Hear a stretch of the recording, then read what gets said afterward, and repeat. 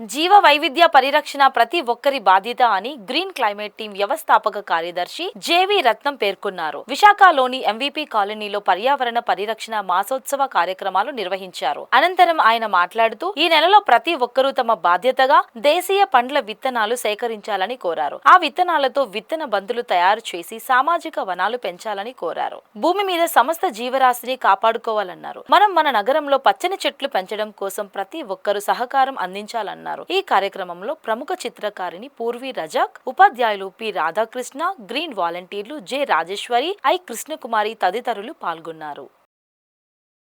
ప్రపంచ పర్యావరణ పరిరక్షణ దినోత్సవం సందర్భంగా మే 22 జీవ వైవిధ్య పరిరక్షణ దినోత్సవం సందర్భంగా మేము గ్రీన్ క్లైమేట్ టీం నుంచి మే నెల 5వ తేదీ నుంచి జూన్ నెల 5వ తేదీ వరకు ప్రతి ఒక్కరూ పర్యావరణ పరిరక్షణ కోసం, జీవుల మనుగడ కోసం కృషి చేసేలా ప్రయత్నం అన్నది చేద్దామనే ఆలోచనతో ఈ కార్యక్రమం స్టార్ట్ చేయడం జరిగింది.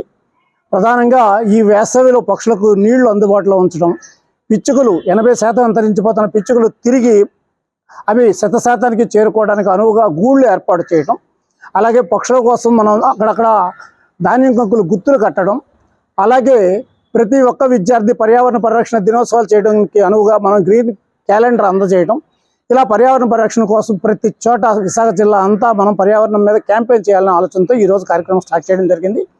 ప్రధానంగా ఈ క్యాంపెయిన్లో 25,000 మంది విద్యార్థులను భాగస్వాములు చేయాలనే ఆలోచనతో మన కార్యక్రమం అన్నది స్టార్ట్ చేయడం జరిగింది. ఇందుకు విభిన్న ప్రభుత్వ శాఖలు, ఎన్జిఓల సహాయ సహకారాలను కూడా తీసుకునేందుకు ముందుకు వస్తున్నాం. అన్నిటితో కలిపి ముందడుగు వేయడానికి వెళ్తున్నాం. ప్రతి ఒక్కరూ మమ్మల్ని సంప్రదించాలని కోరుతున్నాం.